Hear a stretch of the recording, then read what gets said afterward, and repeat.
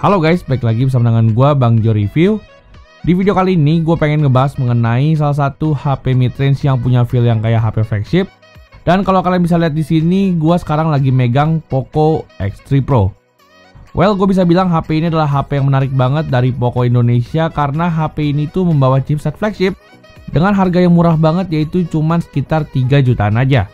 So, kira-kira seberapa menarik sih Poco X3 Pro ini setelah gue pakai sekitar 2 mingguan terakhir? So, buat kalian yang penasaran gimana rasanya pakai HP ini, tanpa basa-basi langsung aja check this out.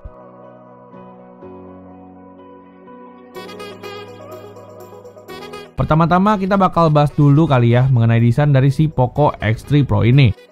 Well, pertama kali gue ngeliat Poco X3 Pro ini, gue langsung ngerasa kalau HP ini tuh punya desain yang sama persis kayak Poco X3 NFC. Namun setelah gue pegang HP-nya secara langsung, gue langsung sadar kalau HP ini tuh ternyata agak sedikit berbeda ketimbang Poco X3 NFC. Di sini pasti kalian bisa langsung notice perbedaan yang signifikan antara Poco X3 NFC dengan Poco X3 Pro. Dimana kalau kita lihat di sini Poco X3 Pro di bagian belakangnya itu tuh punya dua finishing yang berbeda. Di sini di bagian pinggirannya Poco X3 Pro itu pakai finishing matte, dan di bagian tengahnya Poco X3 Pro itu pakai finishing glossy. Tentu aja ini tuh berbeda ketimbang Poco X3 NFC yang pakai finishing full glossy. Dan menurut gue di luar dari warnanya, menurut gue Poco X3 NFC dengan Poco X3 Pro ini tuh hampir gak ada beda sama sekali. Untuk bagian depannya sendiri, HP ini juga bisa dibilang hampir gak ada bedanya dengan Poco X3 NFC. Namun mungkin ada beberapa hal minor yang membedakan, dimana HP ini tuh udah menggunakan Corning Gorilla Glass 6. Selain itu, untuk ukuran layarnya sendiri, HP ini sama-sama 6,67 inci dengan resolusi Full HD Plus IPS display. Dan untuk layar sendiri, HP ini juga masih membawa refresh rate 120Hz yang bisa ditemuin juga di Poco X3 NFC. Kalau gue lihat kualitas layarnya sendiri, menurut gue Poco X3 Pro ini juga udah oke banget. Dimana meskipun HP ini nggak pakai layar OLED, tapi menurut gue untuk reproduksi warna yang ditampilin dari layar Poco X3 Pro ini sebenarnya masih oke banget. HP ini juga memiliki fitur HDR10 Plus yang nggak dibawa oleh Poco X3 NFC yang cuman HDR10 aja. Dan ini menurut gue menjadi salah satu hal minor yang membedakan antara layar Poco X3 Pro dengan Poco X3 NFC. Untuk setup speakernya sendiri, HP ini juga sama persis kayak Poco X3 NFC, yaitu menggunakan setup dual stereo speaker. Dan kalau menurut gue pribadi, untuk kualitas suara dari Poco X3 Pro ini juga sebenarnya udah oke banget. Kualitasnya menurut gue mungkin bisa dibilang sama persis kayak Poco X3 NFC. Dan menurut gue untuk penggunaan sehari-hari, HP ini tuh bisa ngasilin experience multimedia yang cukup banget. Namun di sini juga sama kayak Poco X3 NFC, kalau seandainya kalian pakai HP ini dengan dua tangan dan kalian nyalain lagu dengan volume yang di atas 50%, HP ini tuh bakal ngasilin getaran yang bisa bikin tangan kalian kesemutan. Well, untuk urusan getaran ini mungkin bisa jadi kalian itu adalah salah satu yang suka. Tapi kalau untuk gue pribadi, gue jujur kurang gitu suka dengan efek getaran yang dihasilin dari si Poco X3 Pro ini. Tapi yang gue suka di sini Poco X3 Pro itu masih memiliki lubang earphone jack 3,5 mm, sehingga tentu aja kita masih bisa pakai earphone kabel di Poco X3 Pro ini.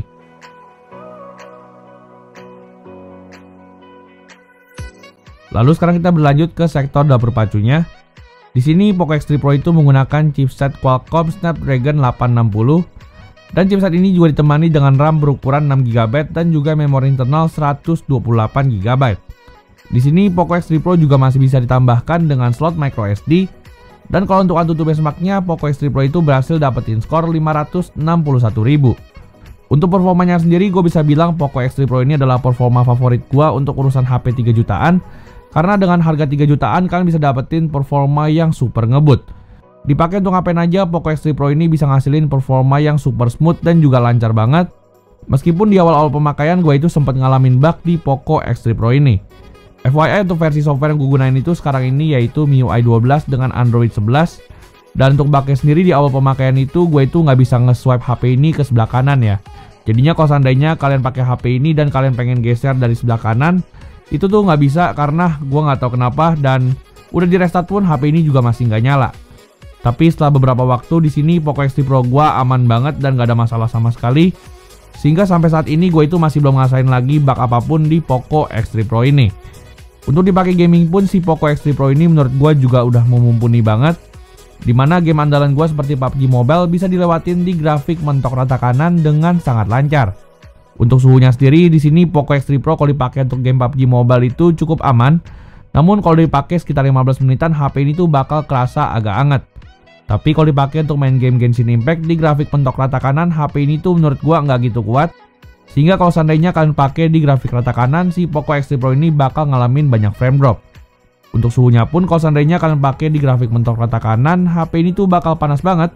Sehingga kalau untuk main game Genshin Impact, gue lebih saranin kalian buat pakai grafik default aja.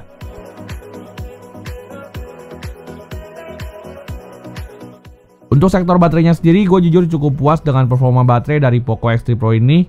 Dimana dengan baterai 5160 mAh, HP ini tuh selalu sukses untuk bertahan 1 harian penuh. Untuk waktu SOT-nya sendiri, HP ini untuk pemakaian normal gua bisa bertahan hingga 7-8 jam, which is itu cukup bagus karena HP ini punya baterai yang awet banget. Untuk chargingnya sendiri, di sini Poco X3 Pro membawa charger berukuran 33 watt, yang dimana dengan charger tersebut HP ini tuh bisa dicas dalam waktu 1 jam 20 menit.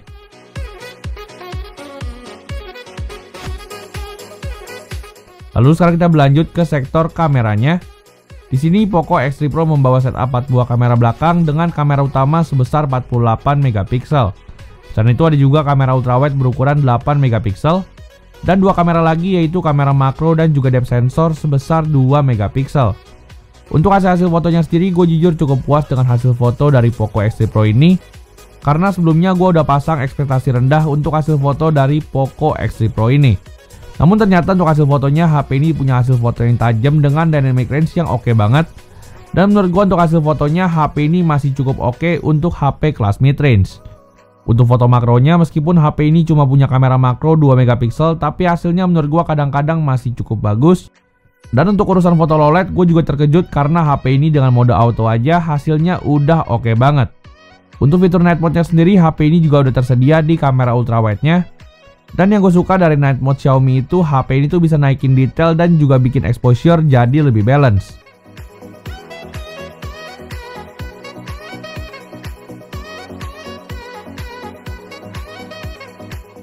Lalu sekarang kita lanjut ke sektor videografinya. Di sini untuk videografinya sendiri gue udah tes di 2 resolusi yaitu 1080p 60fps dan juga 4K 30fps. Dan di sini yang gue salut, Poco X3 Pro bisa ngerekam dengan sangat stabil di resolusi 1080p 60fps dan juga 4K 30fps. Namun sayangnya aja menurut gue warna yang dihasilin dari 4K 30fps-nya ini agak saturated. Dan kalau untuk ultrawide-nya, HP ini bisa ngerekam di resolusi 1080p 30fps dengan sangat stabil.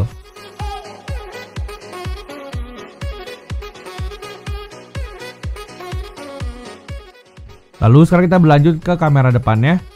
Di sini untuk urusan kamera depan, Poco X3 Pro itu dibekali dengan kamera depan sebesar 20 megapiksel.